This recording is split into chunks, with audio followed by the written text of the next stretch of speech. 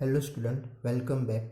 आज हम बात करेंगे chapter number 7, diversity in living organism. तो हम इस चैप्टर में क्लियर करेंगे कि जो अर्थ पे पाए गए लिविंग ऑर्गेनिज्म है उन्हें डिफरेंट डिफरेंट कैटेगरी में क्लासीफाई किया हुआ है, ठीक है, या फिर डिफरेंट डिफरेंट ग्रुप में उन्हें क्लासीफाई किया हुआ है। तो उन्हें कौन से बेसिस पर क्लासीफाई किया गया है और कौन से ग्रुप में उन्हें क्लासीफाई किया हुआ है, तो वो हम इस चैप्टर में क्लियर करेंगे, ठीक है।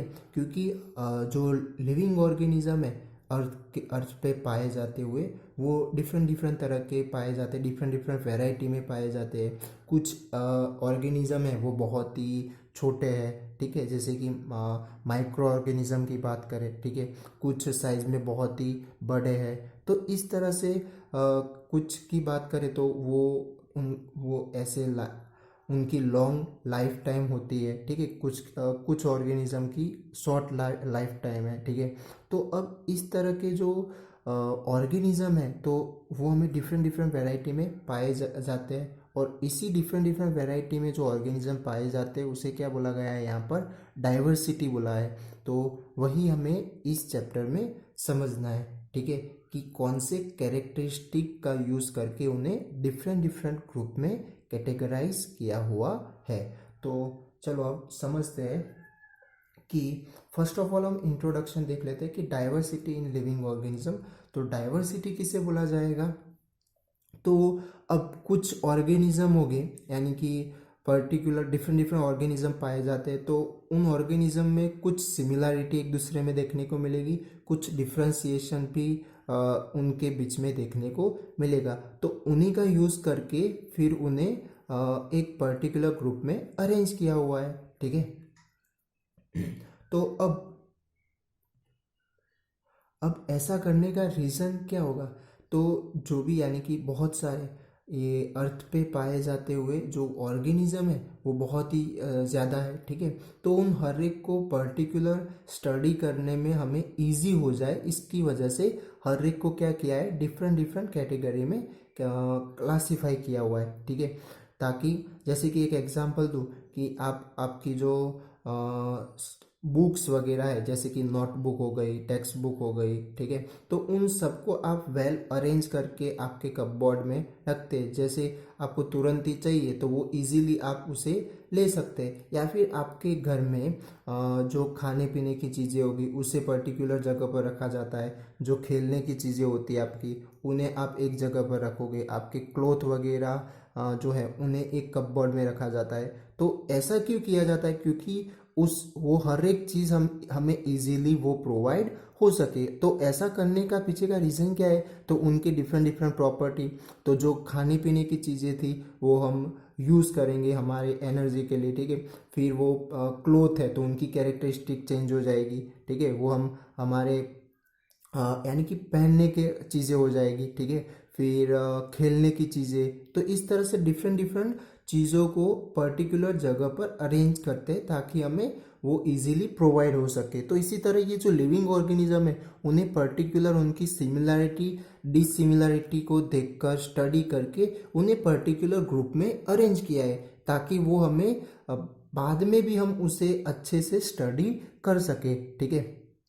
जैसे कि यहाँ पर मैंने एग्जाम्पल कुछ बताया है कि डिफरेंट डिफरेंट तरह के ऑर्गेनिज्म में बात करें, तो जैसे कि माइक्रोस्कोपिक बैक्टीरिया है वो बहुत ही फ्यू माइक्रोमीटर उनकी साइज होती है, ठीक है, बहुत ही छोटी साइज होती है, जिन्हें देखने के लिए माइक्रोस्कोप का यूज़ किया जाता है, ठीक है। फिर इसी तरह साइज में ये बहुत ही छोटे हो गए, तो इस तरह बहुत ही बड़े साइज में भी होते हैं, जैसे कि बात करें ब्लू वेल की, ठीक है, तो वो साइज में बड़ी हो जाएगी, शायद अप्रोक्सी 30 मीटर जितनी उसकी साइज होती है। इसी तरह जो रेड वूल ट्री है जो कैलिफोर्निया में पाया जाता है, तो उसकी साइज जो है वो 100 मीटर जितनी है। तो इस तरह से ये कुछ ऑर्गेनिज्म जो है, वो ऑर्गेनिज्म की हम बात कर रहे हैं तो वो प्लांट भी ऑर्गेनिज्म है, एनिमल भी ऑर्गेनिज्म है, ठीक है।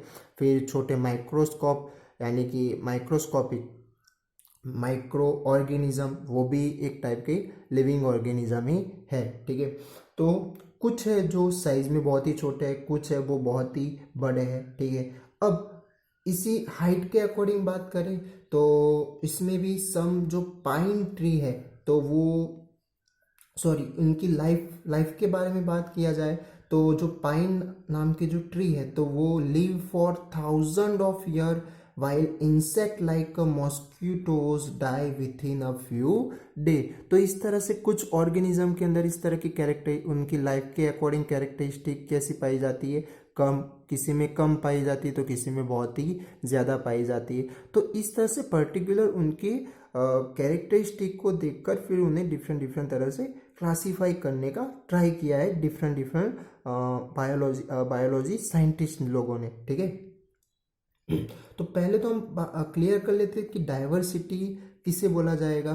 तो among the different organism on the earth there are some similarity while in some there are difference. तो कुछ ऑर्गेनिज्म है उनके अंदर कुछ सिमिलरिटी देखने को मिलती है तो कुछ में डिसिमिलरिटी भी देखने को मिलती है।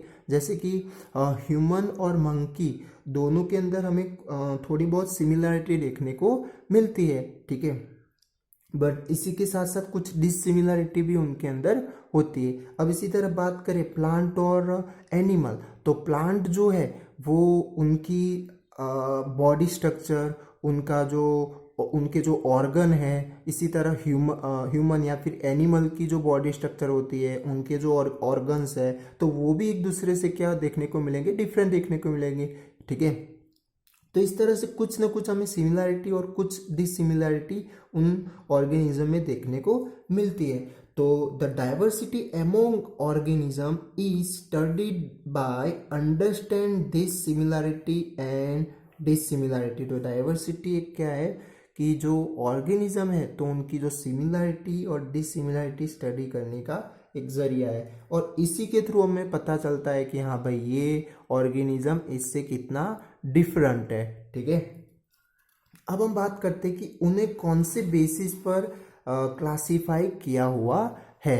तो फर्स्ट जो एरिस्टोटल थे उन्होंने नॉर्मली उन्हें ऑर्गेनिज्म को क्लासिफाई किया हुआ था किस तरह से कि भाई जो, तो उन्होंने सिंपली क्लासिफाई किया था कि जो कुछ ऑर्गेनिज्म है वो पानी के अंदर रहते हैं, ठीक है, तो कुछ जो है वो एयर में, तो कुछ जो है वो ऑन लैंड, ठीक है। तो उसी के अकॉर्डिंग उन्हें एरिस्टोटल ने ऑर्गेनिज्म को क्लासिफाई किया था। बट वो एक प्रॉपर क्लासिफिकेशन नहीं था, क्यों? क्योंकि अब जैसे कि वाटर के अंदर रहने वाले ऑर्गेनिज्म की बात करें तो उनमें भी कुछ एग ले करते हैं, फिर कुछ पानी के अंदर भी रहने में कैपेबल है, कुछ यानी कि और सॉइल के ऊपर भी आ सकते हैं यानी कि कैपेबल है, ठीक है। तो इस तरह से पर्टिकुलर डिफरेंट डिफरेंट उनके भी कैरेक्टरिस्टिक हो जाते हैं। पानी के अंदर तो रहते हैं बट पानी के अंदर भी डिफरेंट डिफरेंट ऑर्गेनिज्म पाए जाते हैं, ठीक है। जैसे कि व्हेल हो गई, स्टार फिश हो गई, ठीक है। तो इन हर एक का जैसे कि स्ट्रक्चर देखेंगे तो वो भी डिफरेंट हो जाएगा, ठीक है।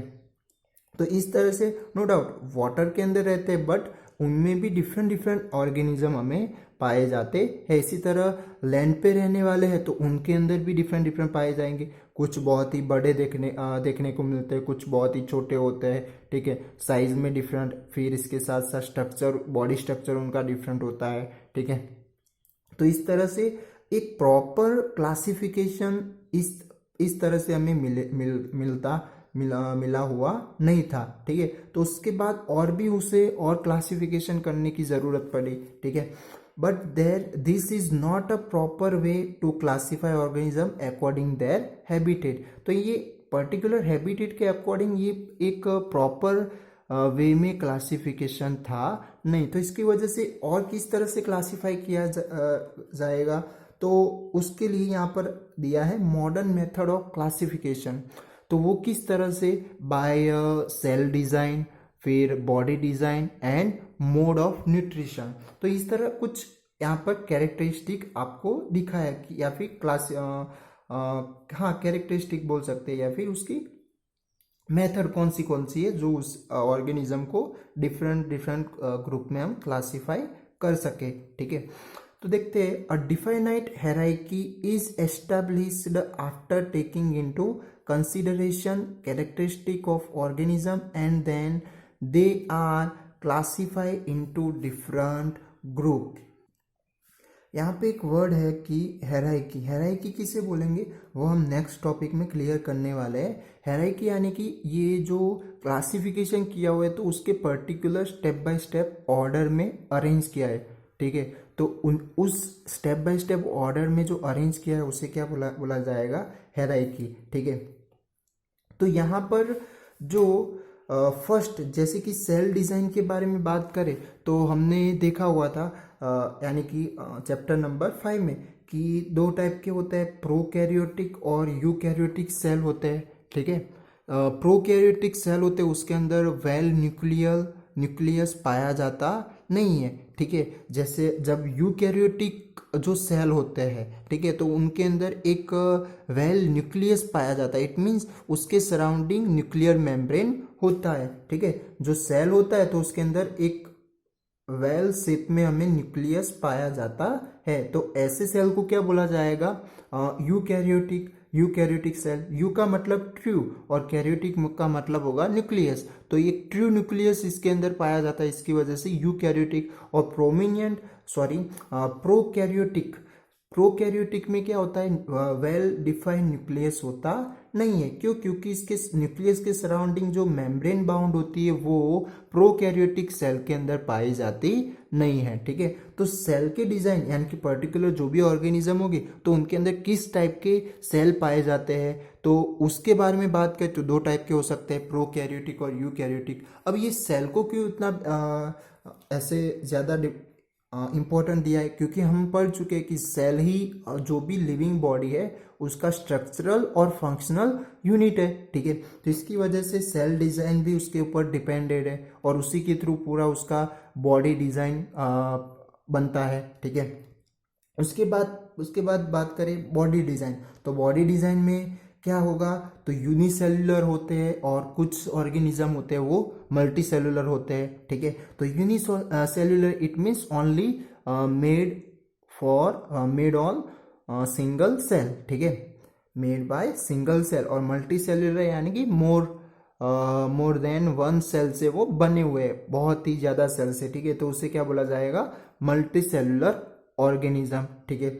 तो जैसे कि एग्जांपल ले, अमीबा है, पैरामीशियम है, तो वो यूनिसेल्युलर है, ठीक है। उसके अकॉर्डिंग उनकी जो पूरी प्रोसेस होगी, बायोलॉजिकल जो प्रोसेस उनके बॉडी के थ्रू होती है, ठीक है।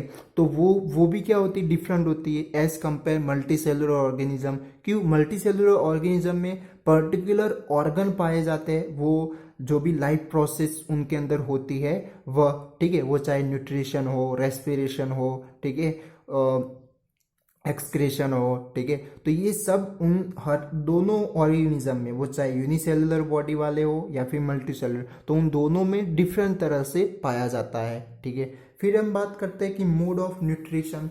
तो मोड ऑफ न्यूट्रिशन में दो टाइप के हो जाएंगे, ये तो आप पढ़ के आए, ऑटोट्रॉपिक और हेटेरोट्रॉपिक। अब ऑटोट्रॉपिक जो न्यूट्रिशन होता है वो उसके अंदर जो ग्रीन प्लांट है वो इंक्लूडेड होते हैं, ठीक है। क्यों? क्योंकि वो खुद अपने आप अपना खाना बनाते हैं अपनी बॉडी के अंदर, ठीक है, बाय फोटोसिंथेसिस से, ठीक है। बट जो हेटेरोट्रॉपिक ऑर्गेनिज्म होते हैं वो डिपेंड ऑन अदर एनिमल, किसके लिए? फूड के लिए, ठीक है। तो ऐसे ऑर्गेनिज्म को क्या बोला जाता है? हेटेरोट्रॉपिक ऑर्गेनिज्म, ठीक है, या फिर हेटेरोट्रॉपिक मोड ऑफ न्यूट्रिशन बोलेंगे, ठीक है। तो इस तरह से पर्टिकुलर ये सिंपली हमें अभी 3 तरह से जो मेथड में क्लासीफाई किया है, तो वो क्लासिफिकेशन यहाँ पर बताई कि भाई सेल डिज़ाइन के अकॉर्डिंग, बॉडी डिज़ाइन के according and mode of nutrition के अकॉर्डिंग, ठीक है। तो ये बात थी बेसिक क्लासिफिकेशन। अब हम बात करते हैं क्लासिफिकेशन एंड इवोल्यूशन। तो अभी समझ लिया कि भाई क्लासिफिकेशन किसे बोला जाता है। अब हम बात करते हैं इवोल्यूशन। तो इवोल्यूशन यानी कि जो भी ऑर्गेनिज्म है तो वो टाइम के साथ साथ उनकी बॉडी में कुछ बदलाव, कुछ चेंजेस आते रहते हैं, ठीक है। और वही चेंजेस उनके एक्सटर्नल एनवायरनमेंट में सर्वाइव होने में हेल्प करता है, ठीक है। तो यही जो चेंजेस उनके बॉडी में हो रहे हैं उन्हें क्या बोला जाता है, इवोल्यूशन बोला जाता है। फिर से एक बार रिपीट कर लो, इवोल्यूशन का मतलब क्या होगा कि जो ऑर्गेनिज्म है उन ऑर्गेनिज्म में टाइम के साथ साथ कुछ चेंजेस उनके बॉडी में आते रहते हैं, ठीक है, और वही चेंजेस उनके एक्सटर्नल एनवायरनमेंट में सर्वाइव होने में हेल्प होती है, ठीक है। तो यही चेंजेस को क्या बोला जाता है, इवोल्यूशन बोला जाता है। अब ये जो चेंजेस है वो कुछ कोई 1 या 2 साल में चेंजेस सडनली आ जाते नहीं, उन्हें बहुत ही टाइम लगता है, ठीक है। जैसे कि ह्यूमन की बात करें तो ह्यूमन में जो एंशियंट ह्यूमन थे तो उनकी बॉडी स्ट्रक्चर आपने कहीं फोटो वगैरह में देखी होगी, ठीक है। तो वो किस तरह से उनकी बॉडी स्ट्रक्चर या फिर उनके अंदर ब्रेन की एबिलिटी वगैरह बहुत ही कम थी, ठीक है। तो अब जैसे जैसे इवोल्यूशन होता गया वैसे वैसे उनकी बॉडी डिज़ाइन में भी बदलाव आता गया, इसके साथ साथ ब्रेन एबिलिटी भी ज़्यादा क्रिएट होने लगी, ठीक है। तो ये एक टाइप का क्या हुआ, ह्यूमन में इवोल्यूशन हुआ, ठीक है। तो इस तरह से डिफरेंट डिफरेंट ऑर्गेनिज्म में इस तरह से इवोल्यूशन होता रहता है, और यही इवोल्यूशन क्या करता है, उनके एक्सटर्नल एनवायरनमेंट में, वो चाहे वाटर के अंदर रह रहे हो या फिर कहीं ऐसे बर्फीले इलाके में रह रहे हो, ठीक है, तो उनमें वहाँ पर रहने की एक कैपेसिटी, एक कैपेबिलिटी देता है कौन, उनके बॉडी में जो चेंजेस हो रहे हैं वही, ठीक है। देखते हैं अब इसके अंदर कि the classification of life form is closely related to their evolution and by accumulation of changes in body design life form evolve organism process better characters survive better and exist on the earth. तो यही जो better characteristic उनके अंदर पाई जाती है वो इस अर्थ के ऊपर या फिर एक्सटर्नल एनवायरनमेंट में अच्छे से वो सरवाइव हो सकते हैं। अब इस यहाँ पर एक नाम दिया है चार्ल्स डार्विन, जो एक साइंटिस्ट थे, ठीक है। उन्होंने अपनी बुक में ये इवोल्यूशन के बारे में समझाया हुआ है, ठीक है। तो Charles Darwin published the book the origin of species, ये आपको नाम याद रखना है, कौन सी बुक थी उनकी, the origin of species, in which he has explain the theory and mechanism of evolution. तो उन्होंने इवोल्यूशन के बारे में उस बुक के अंदर समझाया हुआ है, ठीक है। अब हम बात करते हैं कि इस तरह की जो इवोल्यूशन में जो ऑर्गेनिज्म पाए जाएंगे जहाँ से इवोल्यूशन होता है, तो ऐसे ऑर्गेनिज्म को क्या बोला जाएगा, और जो इवोल्यूशन होकर जो ऑर्गेनिज्म होते हैं उन्हें किस नाम से मेंशन करेंगे। तो यहाँ पर आप देख सकते हैं कि अ प्रिमिटिव और ओल्ड ग्रुप ऑफ ऑर्गेनिज्म, ठीक है, are not much changed and they retain old characteristic of body design in them.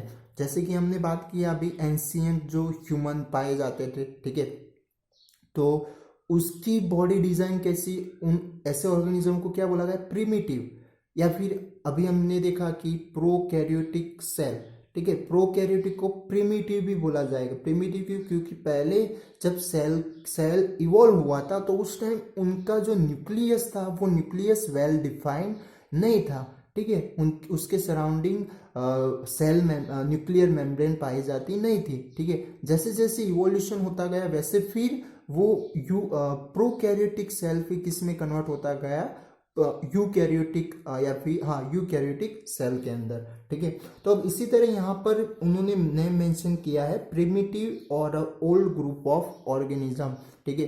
तो उसमें ज़्यादा मात्रा में चेंजेस या फिर कैरेक्टरिस्टिक पाए जाएंगे नहीं, ओल्ड कैरेक्टरिस्टिक उनके बॉडी में होंगे, ठीक है। फिर जो जैसे जैसे इवोल्यूशन होता जाता है वैसे उनके अंदर बॉडी में नए नए या फिर मॉडिफाई कैरेक्टरिस्टिक मॉडिफाई होने लगते हैं, ठीक है। तो ऐसे ऑर्गेनिज्म को क्या बोला गया है, द एडवांस और higher organism changes and acquire modified characters and are thus said to be evolved with newer body design। तो ये जो कैरेक्टरिस्टिक उनके अंदर नए नए आ रहे हैं, ठीक है, टाइम के अकॉर्डिंग। और ये भी बहुत ही टाइम लगता है, ऐसा नहीं है कि 2-3 साल में आ जाएगा, ठीक है। तो ये इस बॉडी डिज़ाइन यानी कि कैरेक्टरिस्टिक उनके मॉडिफाई हो रहे हैं, तो उनकी बॉडी डिज़ाइन भी अब नई बन रही है, ठीक है। तो इस तरह के ऑर्गेनिज्म को क्या बोला गया है, एडवांस या फिर हायर ऑर्गेनिज्म बोला गया है। नेक्स्ट है कि complexity of the body design evolve with time. तो ये कॉम्प्लेक्सिटी जो है वो किसके साथ, विथ रिस्पेक्ट ऑफ टाइम के साथ ये इवॉल्व होती रहती है। Thus older organism are simpler and with less complex. तो जो ओल्डर है यानी कि ये जो प्रिमिटिव ऑर्गेनिज्म है वो उनकी बॉडी डिजाइन कैसी हो जाएगी, सिंपलर, किसके कंपेयर, जो एडवांस ऑर्गेनिज्म है उसके कंपेयर, ठीक है। तो उनके अंदर उनकी बॉडी डिजाइन कैसी है, लेस कॉम्प्लेक्स है, ठीक है। And while organisms that have evolved later show more complex body design, और जैसे जैसे वो इवॉल्व होते जाएंगे उनके अंदर कैरेक्टरिस्टिक नई आती जाएगी, मॉडिफाई होती जाएगी, वैसे वैसे उनकी बॉडी डिजाइन कैसी होती जाएगी, मोर कॉम्प्लेक्स बनती जाएगी। यानी कि सिंपलर ऑर्गेनिज्म में से अब वो कैसे बनते जा रहे हैं, कॉम्प्लेक्स ऑर्गेनिज्म या फिर कॉम्प्लेक्स उनकी बॉडी डिजाइन बनती जा रही है, ठीक है। अब हम बात करते हैं बायोडाइवर्सिटी। बायोडाइवर्सिटी क्या होता है, तो उसकी डिफाइन देख लो कि biodiversity is the diversity of different life form that occur on the अर्थ। तो ये जो डाइवर्सिटी है, डिफरेंट डिफरेंट तरह के ऑर्गेनिज्म कोई पर्टिकुलर रीजन में पाए जाते हैं, तो वो रीजन के रिलेटेड, वो एक दूसरे से रिलेटेड रहते हैं ऑर्गेनिज्म, और वहाँ पर पाया जाता हुआ एनवायरनमेंट, सॉइल, ठीक है, उनके साथ वो रिलेटेड रहते हैं। तो ये जो कंबाइन होकर क्या बनाता है, वहाँ का बायोडाइवर्सिटी बनाता है। तो डिफरेंट डिफरेंट जगह पर डिफरेंट तरह के बायोडाइवर्सिटी देखने को मिलेगी अर्थ पर, ठीक है। तो पानी के अंदर भी डिफरेंट तरह की बायोडाइवर्सिटी होगी, सॉइल पे, लैंड पर बायोडाइवर्सिटी अलग होगी, ठीक है। लैंड पे भी ऐसे रेगिस्तान, डेजर्ट में, फिर बर्फीले इलाकों में, ठीक है। तो इस तरह से डिफरेंट डिफरेंट जगह पर बायोडाइवर्सिटी देखने को मिलेगी। अब यहाँ पर जो बायोडाइवर्सिटी यानी कि इसके अंदर डिफरेंट डिफरेंट हमें ऑर्गेनिज्म पाए जाते हैं, ठीक है। तो उसमें यहाँ पर एक रफ एस्टिमेट किया हुआ है कि कितनी स्पीसीज ऑर्गेनिज्म की है अर्थ के ऊपर। तो अबाउट 10 मिलियन स्पीसीज है ऑन दी अर्थ या फिर planet. And although we actually know, और उसमें से कितनी हम जानते हैं, तो 1 or 2 मिलियन ऑफ देम।